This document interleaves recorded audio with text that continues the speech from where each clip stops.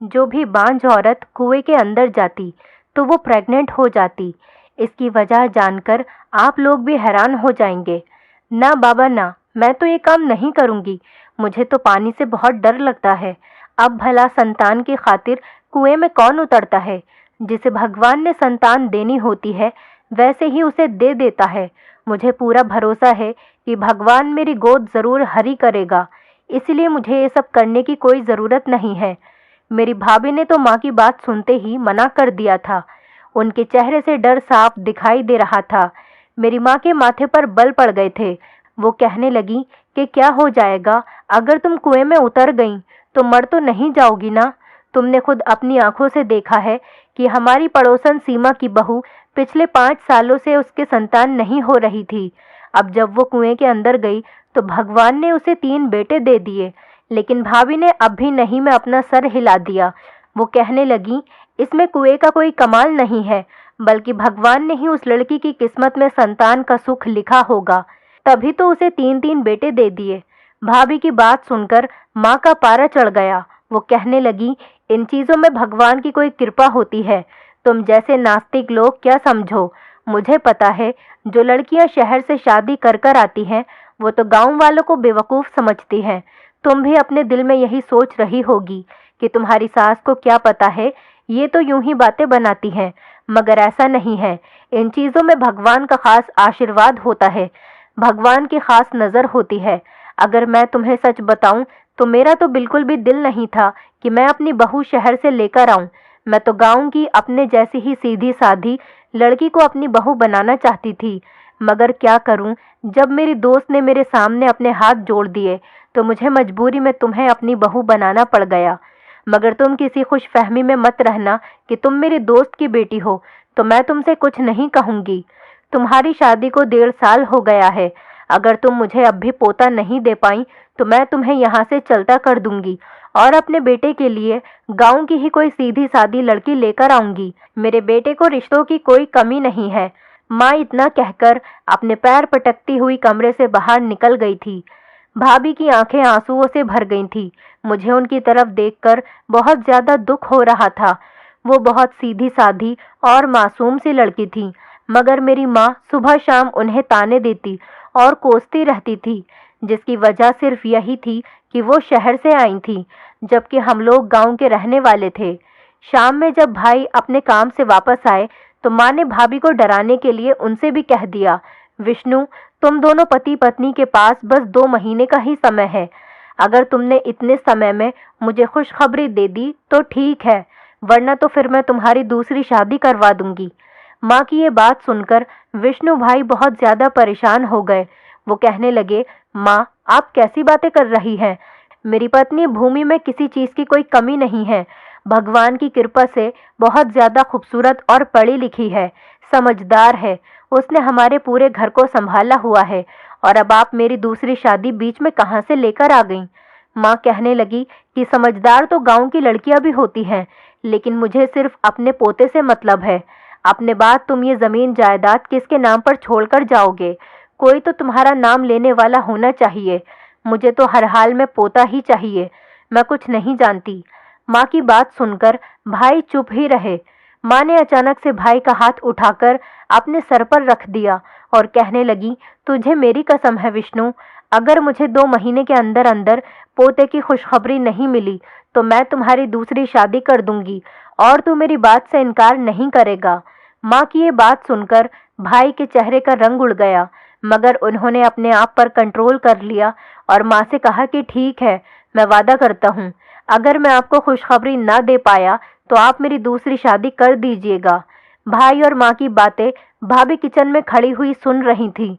जब भाई ने माँ से दूसरी शादी के लिए हामी भरी तो भाभी का सांस ऊपर का ऊपर और नीचे का नीचे ही रह गया। उनकी आंखों से आंसू गिरने लगे थे। मैंने अपनी भाभी को तसल्ली दी और उनसे कहने लगी कि आप फिक्र न करें, भाई ने तो सिर्फ माँ का दिल रखने के लिए ये सब कुछ कह दिया होगा। भाई ऐसा कुछ नहीं करने वाले। लेकिन भाभी के आंसू रुकने का नाम नहीं ले रहे थे। वो कहने लगी, कोई भी इतनी बड़ी बात ऐसे ही मजाक में नहीं करता। तुम भगवान से प्रार्थना करो कि वो मुझे भी संतान दे दें। मैंने कहा, भाभी तुम फिक्र मत करो, सब ठीक हो जाएगा। भाभी खामोशी से अपने कमरे में चली गईं। फिर वो रात के खाने के लिए भी अपने कमरे से बाहर नहीं आईं। भाई एक ट्रे में भाभी के लिए खाना अपने कमरे में ही लेकर चले गए, लेकिन भाभी ने खाना नहीं खाया था। सुबह को भी वो कमरे से नहीं निकली। भाई भी बहुत ज्यादा परेशान लग रहे थे। जाहिर सी बात है, उन्होंने अपने कमरे में अपनी पत्नी को मनाने की कोशिश की होगी, मगर वो मानने के लिए तैयार नहीं होंगी। बात ही कुछ ऐसी थी कि वो कैसे मान जाती। भाई भी खाना खाए बगैर ही अपने काम पर चले गए थे। ये बात माँ को बहुत बुरी लगी थी। जैसे ही भाई घर से अपने काम के लिए निकले, माँ आंगन में पड़े तख्त पर आकर बैठ गईं और अपना मुंह भाभी के कमरे की तरफ कर लिया। माँ ऊंची ऊंची आवाज में कह रही थी कि कोई भी लड़का यूं ही किसी लड़की के पीछे नहीं आता। लड़की की तरफ से ही कोई इशारा मिलता है, तभी लड़का उसका दीवाना होता है। मैंने तो हेमा से कह दिया था कि तुम्हारी बेटी में ही कोई खराबी है, मगर वो तो मेरे पैर पड़ गई थी। हाथ जोड़ने लगी, कहने लगी, नहीं नहीं, मेरी बच्ची तो बहुत मासूम है, आप उसको अपने बेटे के लिए पसंद कर लें। अगर ये लड़की शरीफ होती तो क्या उसके ये तरीके होते। इसकी वजह से इसका पति भूखा घर से बाहर काम पर चला गया। मेरा बेटा 27 साल का हो गया है। आज तक बगैर नाश्ते के मैंने उसे घर से नहीं जाने दिया, मगर जब से ये शहरी औरत हमारे घर में आई है, तब से यही सब कुछ चल रहा है। मेरा मासूम सा बच्चा, इससे शादी करके तो उसकी जिंदगी खराब हो गई। माँ भाभी को बहुत कड़वी कड़वी बातें सुना रही थी। मैं अपने कमरे में बैठी ये सोचने पर मजबूर हो चुकी थी कि कोई अपनी दोस्त की बेटी के साथ ऐसा कैसे कर सकता है। इतना बुरा व्यवहार तो कोई अनजानों के साथ भी नहीं करता। असल में हुआ कुछ ऐसा था कि भूमि भाभी जब शहर में रहती थी और कॉलेज जाया करती थी, तो आवारा लड़कों का एक गिरोह उनका पीछा करने लग गया था। उस गिरोह का जो लीडर था, वो भूमि भाभी से प्यार करने लगा था और उनसे शादी करना चाहता था, लेकिन वो एक बिगड़ा हुआ लड़का था और ना ही उसका ताल्लुक किसी अच्छे खानदान से था। वो एक आवारा किस्म का लड़का था, इसीलिए आंटी ने उसका रिश्ता लेने से मना कर दिया। आंटी की सिर्फ एक ही बेटी थी, उसके अलावा उनका कोई और नहीं था और उनके सर पर उनके पति का साया भी नहीं था। इन आवारा और गुंडे लड़कों ने तो साफ साफ कह दिया था कि अगर भूमि की शादी उसके साथ नहीं हुई तो वो भूमि को उठाकर ले जाएंगे। उन गुंडों की ये बात सुनकर आंटी के तो होश ही उड़ गए थे। इन हालात की वजह से आंटी बहुत ज्यादा परेशान हो गई थी। अगर कोई और बात होती तो वो कभी भी अपनी बेटी का रिश्ता गांव में नहीं करती, लेकिन जब उन्होंने देखा कि हालात इतने ज्यादा खराब हो गए हैं, तो उन्होंने माँ से कहा कि तुम मेरी बेटी अपने बेटे के लिए ले लो। पहले तो ये बात सुनकर माँ बहुत ज्यादा खुश हुई थी। वो कहने लगी, हाँ हाँ क्यों नहीं। लेकिन जब माँ को पता चला कि भाभी के पीछे कुछ गुंडे लड़के लगे हुए हैं, तो उन्होंने आंटी से ये रिश्ता लेने से मना कर दिया था। वो कहने लगी, दुनिया में मेरा एक ही बेटा है, अगर हमने इस तरह एक बिगड़ी हुई लड़की के साथ उसका रिश्ता कर दिया तो मुझे डर है कि मेरे बेटे के साथ कुछ गलत ना हो जाए। वो गुंडे तो उसे मार ही डालेंगे, कहीं वो लड़के अपना बदला मेरे बेटे से न ले ले। इसलिए मैं तुम्हारी बेटी का रिश्ता अपने बेटे के साथ नहीं कर सकती। लेकिन आंटी ने मेरी माँ के आगे अपने हाथ पैर जोड़ दिए थे, उनके पैरों में बैठ गई थी। कहने लगी, तुम मेरी बेटी का रिश्ता ले लो, नहीं तो उसकी जिंदगी बर्बाद हो जाएगी। पता नहीं वो गुंडे उसके साथ क्या करेंगे। मेरी माँ न चाहते हुए भी अपनी दोस्त की बात मानने पर मजबूर हो गई। इस तरह भूमि भाभी की शादी मेरे भाई के साथ हो गई। भूमि एक बहुत ही अच्छी, सुलझी हुई और समझदार लड़की थी। उनको हमारे घर में आए हुए 1.5 साल हो गया था, मगर मैंने उनमें कोई भी बुराई नहीं देखी थी। उन्होंने कभी भी मेरे भाई के साथ कोई लड़ाई झगड़ा नहीं किया था और ना ही किसी बात की कोई शिकायत की थी। यहाँ तक कि उन्होंने माँ को भी कभी किसी बात पर कोई जवाब तक नहीं दिया था। पूरे घर का काम भी वही करती थी, मगर फिर भी माँ उनसे नाराज ही रहती थी। माँ का यही कहना था कि शहर की लड़कियां अच्छी नहीं होती। तब मैं अपनी माँ को समझाती रहती थी कि माँ, आप इस तरह भाभी को नहीं कहा करें, हमारी भाभी हर तरीके से एक बहुत अच्छी लड़की है, आपको उनकी कदर करनी चाहिए। मगर माँ ये बातें कहाँ समझती थी। वो तो इसी बात के गुरूर में थी कि उनकी दोस्त ने खुद हाथ जोड़कर अपनी बेटी का रिश्ता उनके बेटे के लिए दिया था। इस वजह से वो अपनी नज़रों में भगवान बन बैठी थी और जो भी बात उनके मुंह में आती वो भाभी को सुना देती। माँ के ये तौर तरीके देखकर मैं बहुत डरती रहती थी। मुझे तो इस बात का डर था कि कहीं जो कुछ वो भाभी के साथ कर रही है वो मेरे सामने ही ना आ जाए, कहीं अपने माँ के किए की सज़ा मुझे ना मिले। जब मैं अपनी माँ से ये बात कहती तो वो आगे से कहती थी कि तुम्हारे साथ ऐसा कुछ नहीं होगा, तुम बेफिक्र रहो, तुम घर की चार दीवारी में पली बड़ी हो, तुम्हारे पीछे कौन सा कोई लड़के लगे हुए हैं जिसकी वजह से तुम्हें ससुराल में जाकर ये सब बातें सुननी पड़ेंगी। माँ तो बगैर सोचे समझे अपना मुंह फाड़ के ये सब बातें कह देती थी, जबकि मैं तो अंदर तक हिलकर रह जाती थी।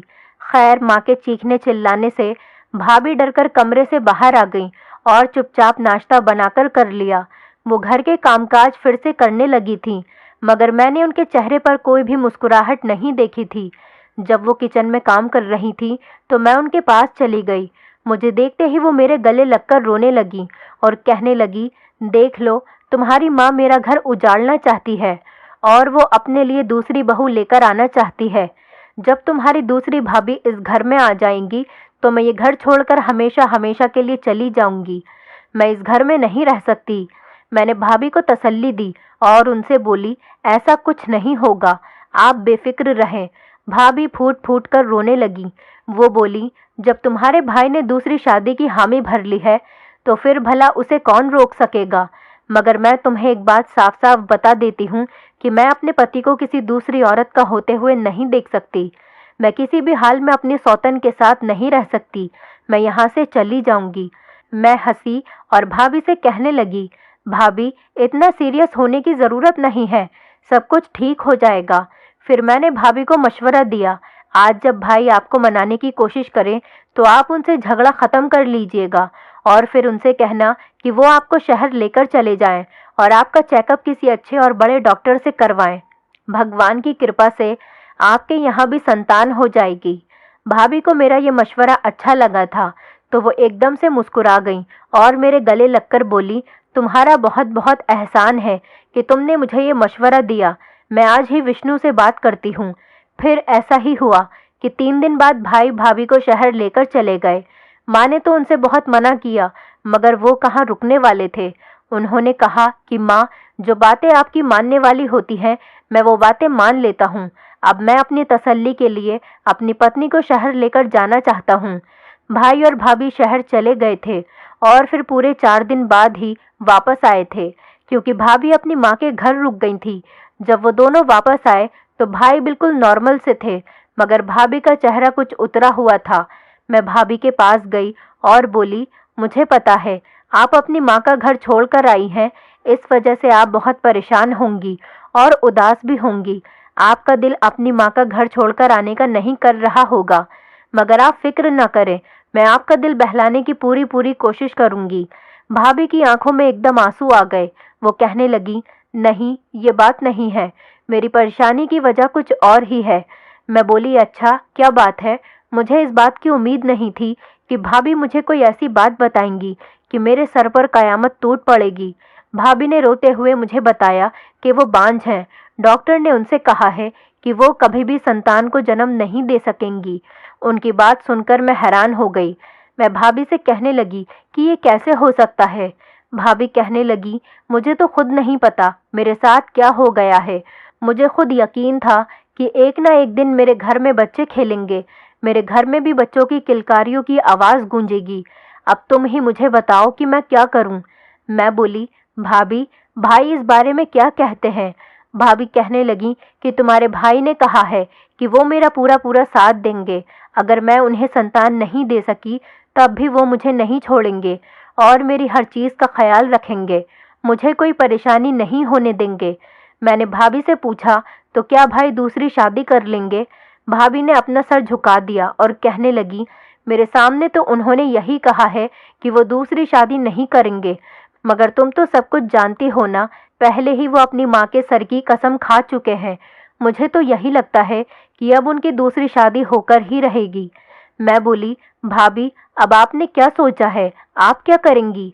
भाभी ने उदासी से कहा कि अब मैंने क्या करना है, अब मैंने सब कुछ हालातों पर छोड़ दिया है। मेरे हालात ही तय करेंगे कि मेरी मंजिल क्या है। उस समय मैंने भाभी से कहा कि आप एक बार माँ की बात मान लो और उनकी खुशी के लिए इस कुएं में उतर जाएं। मैं जानती हूँ आपको डर लगता है, मगर फिलहाल आपके लिए यही ठीक रहेगा। माँ कम से कम 2-3 महीने तो इंतज़ार कर ही लेंगी। जब 2-3 महीने के बाद माँ भाई की शादी का कहेंगी तो आप एक बार फिर से कुएं में उतर जाइएगा। इस तरह हम माँ के सामने भाई को दूसरी शादी से टालते रहेंगे और फिर आखिर में वो दिन भी आ जाएगा जब भाई में इतनी हिम्मत पैदा हो जाएगी कि वो खुद माँ से कह देंगे कि मैं दूसरी शादी नहीं करना चाहता। भाभी कुछ सोचकर बोली कि तुम ठीक कह रही हो, मगर मुझे पानी से बहुत डर लगता है।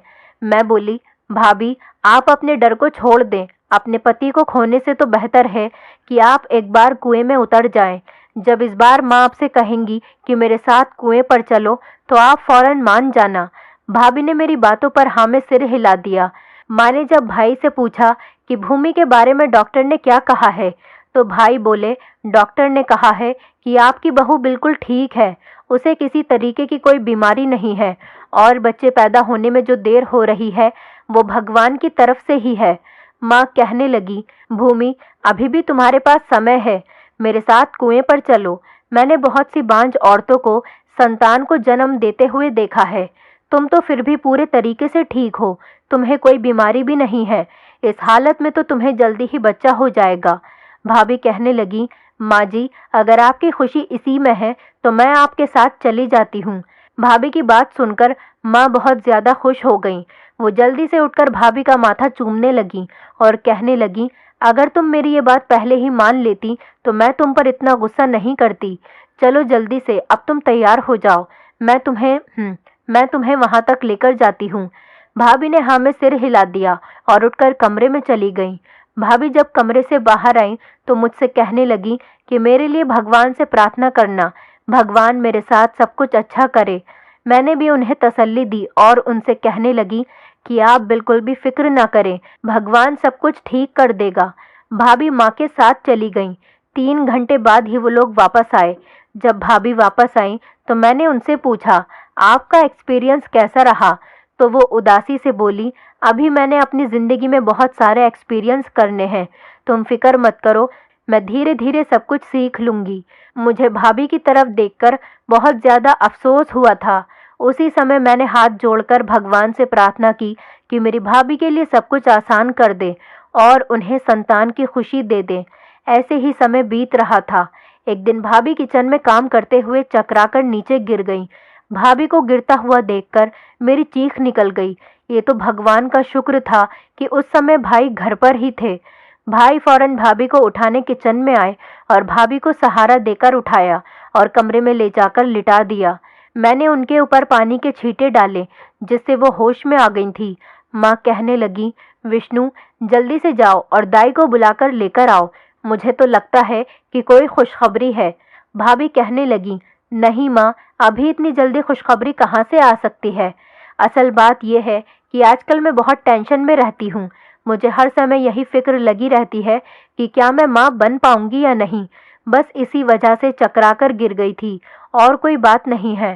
थोड़ी देर आराम करूंगी तो मैं ठीक हो जाऊंगी। मगर माँ तो कुछ सुनने के लिए तैयार ही नहीं थी। उन्होंने जबरदस्ती भाई को भेज दिया।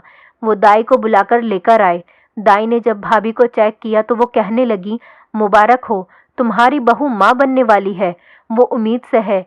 ये खबर सुनकर मैं और भाभी और भाई तीनों दंग रह गए थे, जबकि माँ खुशी से फूली नहीं समा रही थी।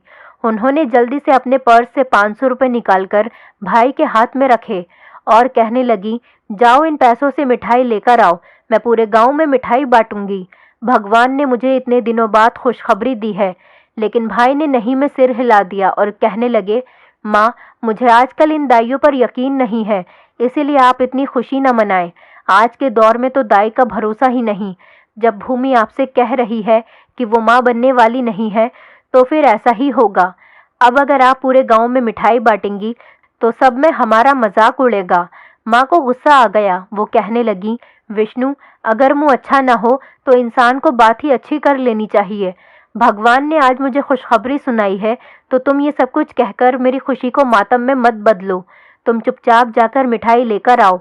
भाई ने अब भी नहीं में सिर हिला दिया। वो कहने लगा, माँ जब तक मैं शहर के डॉक्टर से अपनी पत्नी का चेकअप नहीं करवाऊंगा मैं कोई मिठाई नहीं बांटूंगा। और मैं आपसे भी यही कह रहा हूँ कि ये खबर अभी आप किसी को नहीं बताइएगा, सिर्फ अपने तक ही रखना। माँ कहने लगी, तो फिर इंतजार किस बात का है? जल्दी से बस की टिकट कराओ, हम तीनों बल्कि चारों जाकर भूमि का चेकअप कराते हैं। माँ ने तो अफरा तफरी मचाई हुई थी। वो तो कल का भी इंतजार करने के लिए राजी नहीं थी, इसीलिए भाई को मजबूरन शाम 6 बजे की ही टिकट करवानी पड़ी। हम चारों भाभी के घर ही जा रहे थे। भाभी सारे रास्ते में बहुत ज्यादा उदास और परेशान थीं, जबकि माँ की तो जान पर बनी हुई थी। वो भाभी को हंसाने की कोशिश कर रही थी और कहने लगी, अगर तुम इस तरह नाराज रहोगी तो बच्चे की सेहत पर बुरा असर पड़ेगा। खुश खुश रहो ताकि मेरा होने वाला पोता खूबसूरत और तंदुरुस्त पैदा हो। माँ की ये बातें सुनकर भाभी और ज्यादा परेशान होने लगी। खैर, हम रात को देर से ही आंटी के घर पहुंचे थे। माँ तो चाहती थी कि उसी समय जाकर भाभी का चेकअप करवा दें, मगर आंटी ने कहा कि ऐसी भी क्या जल्दी है, आप सुबह आराम से डॉक्टर के पास जाना। सुबह 9 बजते ही माँ ने शोर मचा दिया था कि उन्हें डॉक्टर के पास जाना है। तब भाई ने माँ से कहा, माँ, भगवान का नाम ले और थोड़ा सब्र करें, अभी तो अस्पताल भी नहीं खुले होंगे। और फिर आखिरकार बहुत मुश्किल से माँ ने 10 बजे का इंतजार किया और 10 बजते ही माँ शोर मचाकर भाभी को अस्पताल लेकर चली ही गई। मुझे बहुत ज्यादा फिक्र थी। मुझे यही लग रहा था कि जब वो लोग वापस आएंगे तो उनके चेहरे का रंग उतरा हुआ होगा, मगर ये तो चमत्कार ही हो गया था। जब वो तीनों वापस आए तो वो खुशी से फूले नहीं समा रहे थे। भाभी तो जगमगा रही थी। मैं बोली, क्या हुआ भाभी? मेरे गले लग गई और कहने लगी, चमत्कार हो गया है। मैं ही बेवकूफ थी जो कुएं की करामत पर भरोसा नहीं कर रही थी। लेकिन माँ ठीक कहती थी। शहर में पिछली बार जिस डॉक्टर से अपना चेकअप करवाने गई थी, आज भी उसी डॉक्टर ने मुझे चेक किया तो वो डॉक्टर भी हैरान रह गई। वो कहने लगी, ये तो नामुमकिन है, ये कैसे हो गया? मुझे तो किसी भी हाल में नहीं लगता था कि तुम माँ बन पाओगी, तो ये तुम प्रेग्नेंट कैसे हो गई? मैं तो खुशी से पूरे घर में नाचने लगी थी। इसके बाद हम 3-4 दिन आंटी के घर पर ही रहे और फिर वापस अपने घर आ गए। घर वापस आते ही पूरे मोहल्ले के लिए मिठाई के टोकरे घर पर लेकर गए। माँ ने सब लोगों का मुंह मीठा करवाया। मैं बहुत हैरान थी कि आखिर ये सब कैसे मुमकिन है। जब शहर के एक बड़े डॉक्टर ने कह दिया था कि भाभी बांझ है, तो फिर वो एक कुएं की वजह से वो संतान कैसे पैदा कर सकती है? मुझे तो शुरू से ही ऐसी चीजों के बारे में जानने का बहुत शौक था। अब तो मेरा शक और भी ज्यादा बढ़ गया था। मैं शुरू से ही सस्पेंस वाली डाइजेस्ट पढ़ा करती थी। जब एंड में किसी का कोई राज खुलता तो मुझे बहुत खुशी होती थी। अब मेरी भी जिंदगी में ये मौका आया था कि मैं एक राज को खुद से खोलूं। ये काम मुझे बहुत चैलेंजिंग लगा था, इसीलिए मैंने सोच लिया था कि घर वालों से चोरी छुपे मैं इस राज तक जरूर पहुंचूंगी। और इसके लिए मैंने अपनी एक दोस्त आरती से मदद लेने की कोशिश की। मैंने उससे कहा कि आरती, मैं गांव की मशहूर कुएं का राज मालूम करना चाहती हूँ। तो वो कहने लगी कि हाँ, मैं भी इसके बारे में जानना चाहती हूँ। बस फिर हम दोनों ने ये फैसला किया कि हम दोनों दोस्त एक दिन भेस बदलकर इस कुएं पर जाएंगे। आरती ने हामी भर ली थी और फिर हम दोनों अगले दिन चादर पहनकर अपने आप को छुपाकर इस कुएं पर चली गईं।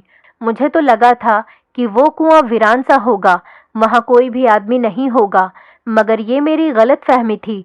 जब हम दोनों वहां पहुंची तो कुएं के पास ही एक औरत बैठी थी। वो कहने लगी, तुम दोनों को क्या परेशानी है? मैं जल्दी से आगे बढ़कर बोली, सिर्फ मुझे परेशानी है, मुझे संतान चाहिए। ये मेरी देवरानी है, मेरे साथ ऐसे ही आई है।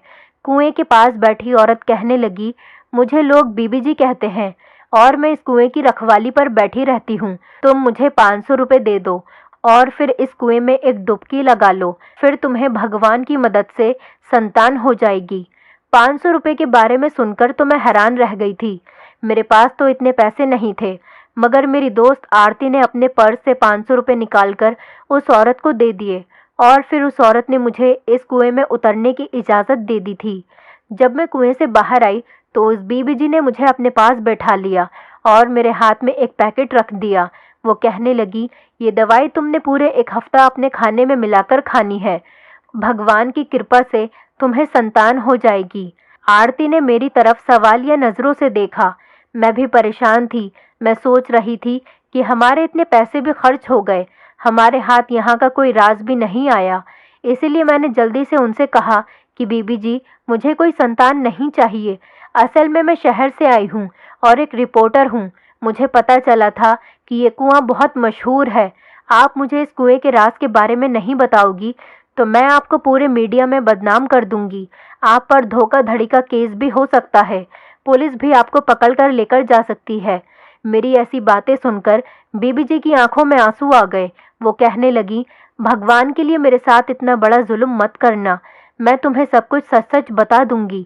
फिर उस औरत ने जो कुछ भी हमें बताया वो बहुत दुख की बात थी। वो औरत हमारे गांव की नहीं थी, बल्कि दूसरे गांव से आई थी। वहां पर ही उसका पूरा खानदान रहता था, मगर वहां पर बाढ़ आ गई थी और सब कुछ बहाकर ले गई। उसके माता पिता भी उस बाढ़ में बहकर चले गए। सारे रिश्तेदार भी खत्म हो गए और जो उसके घर की जमीन थी उस पर भी गांव के चौधरी लोगों ने कब्जा कर लिया था। उस लड़की के पास रहने के लिए अब कोई भी ठिकाना नहीं था और ना ही कोई रिश्तेदार बचा था। वो अकेली रह गई थी। वो जगह जगह मारी मारी फिर रही थी और फिर इस तरह वो हमारे गांव में आ गई। मगर यहाँ भी लोगों ने 2 वक्त की रोटी देने के बाद उस पर अपने दरवाजे बंद कर लिए थे। वो सर छुपाने की तलाश में इस कुएं तक जा पहुंची थी। यहाँ वो रहने तो लगी थी, मगर उसे अपना पेट पालने के लिए कुछ खाने की भी जरूरत थी। मगर उसके पास पैसे नहीं थे, तो फिर वो कहाँ से अपने खाने पीने का इंतजाम करती। वो लड़की एक हकीम खानदान से ताल्लुक रखती थी। उसके बाप दादा बहुत ही बड़े और मशहूर हकीम थे। उसने लोगों को पहले अपनी दवाई देकर कमाना चाहा, मगर लोगों ने इसकी तरफ कोई खास तवज्जो नहीं दी। तब उसने सोचा, क्यों ना वो इस गांव के कुएं के बारे में ये बात उड़ा दे कि जो भी बांझ औरत इस कुएं में उतरेगी वो संतान वाली हो जाएगी। और फिर उसने इस कुएं को करामती कहकर लोगों को अपनी तरफ ध्यान देने पर मजबूर कर दिया। और फिर यही हुआ। उसने पूरे गांव में मशहूर कर दिया कि इस कुएं पर भगवान का आशीर्वाद है और जो भी औरत इसमें डुबकी लगाएगी वो प्रेग्नेंट हो जाएगी।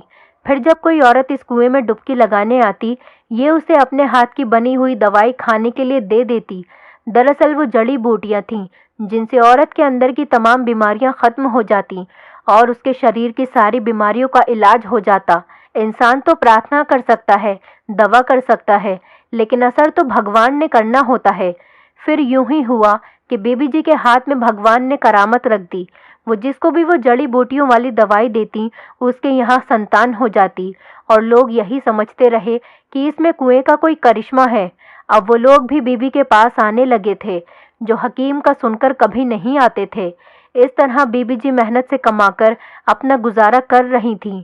उसने बहुत सी औरतों की मदद की थी। मैंने जब उनकी सारी बात सुनी तो उनसे बोली कि बीबी जी, आप फिक्र ना करें, हम आपका राज राज ही रखेंगे। आपका ये राज कभी कोई नहीं जान सकेगा। उसने हमारा शुक्रिया अदा किया और हम दोनों वापस घर आ गई थी। हम ये सोचने पर मजबूर हो गई थी कि इस औरत ने कितनी खूबसूरती के साथ गांव की औरतों की बीमारियों को ठीक कर दिया था और अपनी रोजी रोटी का इंतजाम भी कर लिया था। इस औरत की वजह से मेरी भाभी तलाक से बच गई थी। अब तो मैं हर औरत को यही मशवरा देती हूँ कि वो भी इस कुएं के पास जाए, क्योंकि इस कुएं में भगवान का आशीर्वाद है। मेरी बातें सुनकर मेरी माँ भी हंस देती और कहती, देखा ना, तुम मेरी बात मान ही गई। माँ की बात सुनकर मैं खामोश हो जाती, क्योंकि मैंने कोई भी बात बगैर सच्चाई जाने नहीं मानी थी। मुझे तो इस कुएं का राज मालूम हो चुका था और मैं नहीं चाहती थी कि ये राज किसी और को मालूम हो जाए, क्योंकि मुझे डर था कि कहीं बीबी जी की रोजी रोटी बंद न हो जाए और बाकी औरतों की भी बीमारियां ठीक होनी बंद न हो जाएं।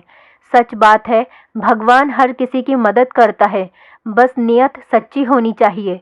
दोस्तों, उम्मीद करती हूँ आपको हमारी कहानी पसंद आई होगी।